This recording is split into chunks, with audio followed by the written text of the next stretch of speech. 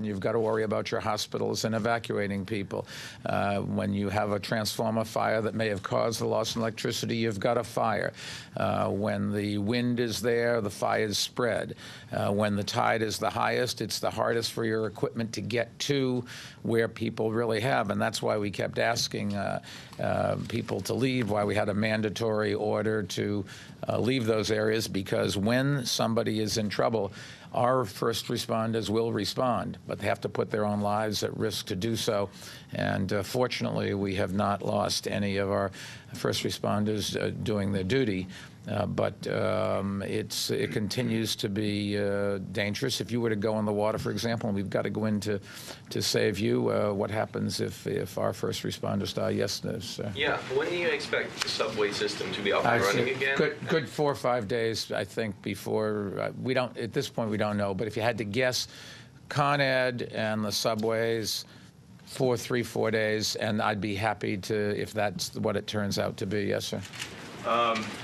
What changes do you expect to put in place to get prepared for the next storm based on what you're we will do plenty of analysis, you can rest assured. Right now, we're trying to get through this storm, and then we'll come. I don't know how practical it is to put gates on path tubes and subway tunnels. They were designed 100 years ago without really thinking long and hard about the kinds of problems we might face. What is clear is that the storms that we've experienced in the last year or so around this country and around the world are much more severe than before. Whether that's global warming or what, I don't know, but we'll have to address those issues. Yes, Miss, back then. Can you talk about the rescue in Breezy Point? We heard the cops only had rowboats. They didn't have any motorboats. We had plenty of motorboats. They just can't go where the water isn't very deep.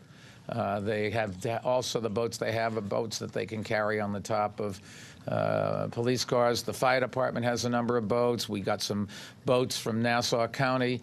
When there's just thousands of people that you may have to get to spread all over a very big city, the resources you have are never going to be enough in any one place. But we think we got to every single person that did call and say they had an emergency.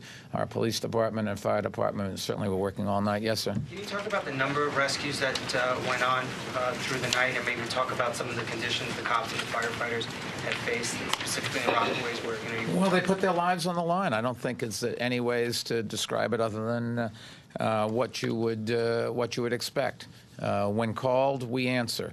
But sometimes you wonder why we have to put ourselves in the situation where we might need help. Prudence says you should be cautious. I think people don't understand just how strong nature is. We'll take 2 questions, and I want to give the senator give us an update on federal efforts. Yes, sir. The NYU Medical Center, do you have any details on why the power went down there and an update? Generated, it failed. We don't know. You can't get answers when the engineers are looking at things. You want them to go fix things, and then we'll do a postmortem afterwards. It doesn't matter why it happened at this point. The only reason that we care about why it happened is so it doesn't happen the next time. But we've got to fix it right now. Yes, sir, and then you too. Mr. Mayor, what information can you provide on how the 10 fatalities occurred? How the what? How the 10 fatalities. Oh, there were a whole variety of things. Somebody was in their bed and a tree fell and went right through the house and killed them. Somebody stepped in a pond or in a puddle where there was an electric wire. Those kinds of things are what you would expect.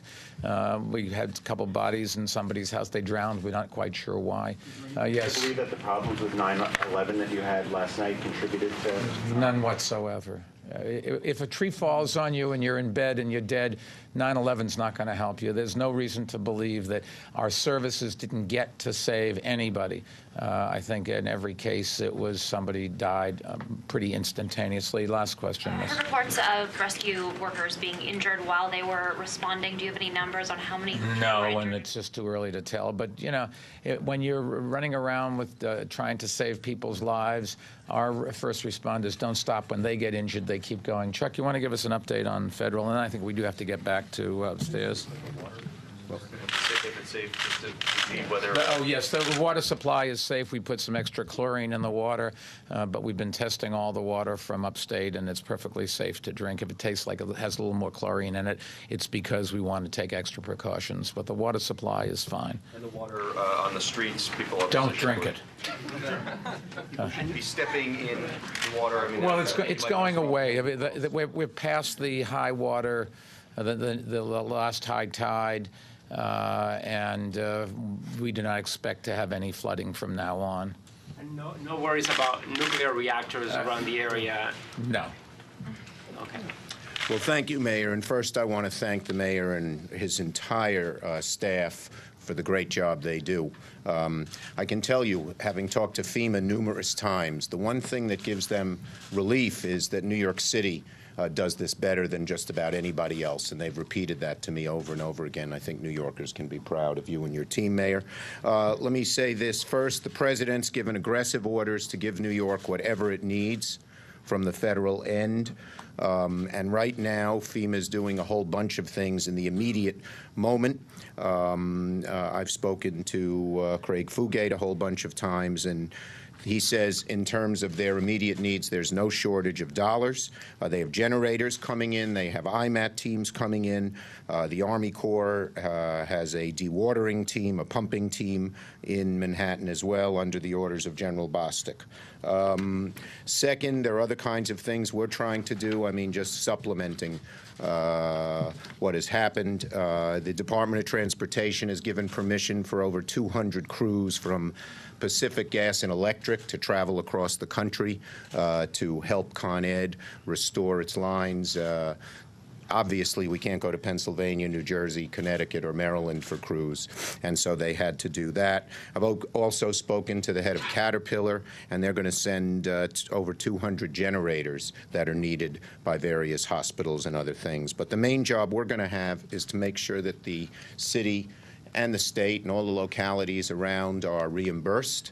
The federal program for reimbursement is generous to our localities, set minimum of 75%. Sometimes it goes higher. It applies not just to the city and state and towns and villages, but the MTA and others. I've gotten a whole bunch of calls from my colleagues this morning pledging support. And we're going to have to stand together as a nation behind New York. Fortunately, the loss of life and even property was not as great as 9/11, but it's a terrible tragedy, and I believe that our country will stand behind us when we seek the reimbursement funds that are needed. Thank you, Mayor. Chuck, thank you. I want to point out that Speaker Quinn and the City Council she's been directing have been very helpful in terms of reaching out to different communities. The President called about 11:45 last night. I'm going to talk to him later on this morning, offering any help that we might need that they can provide.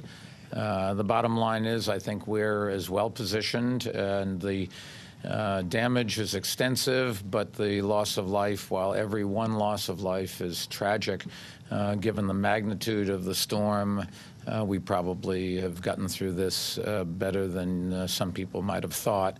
But once again, it is still dangerous out there, and we need the cooperation of the public.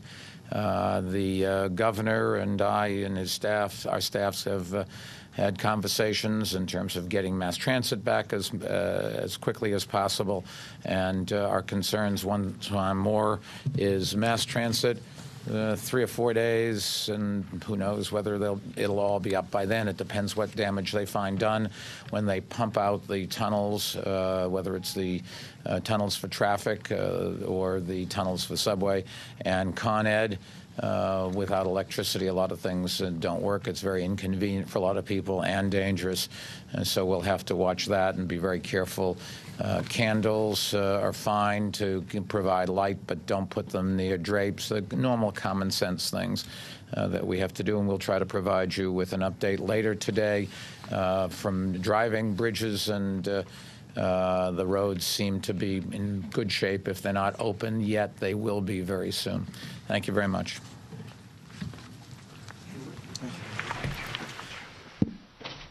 Right there, and it looks like Governor Andrew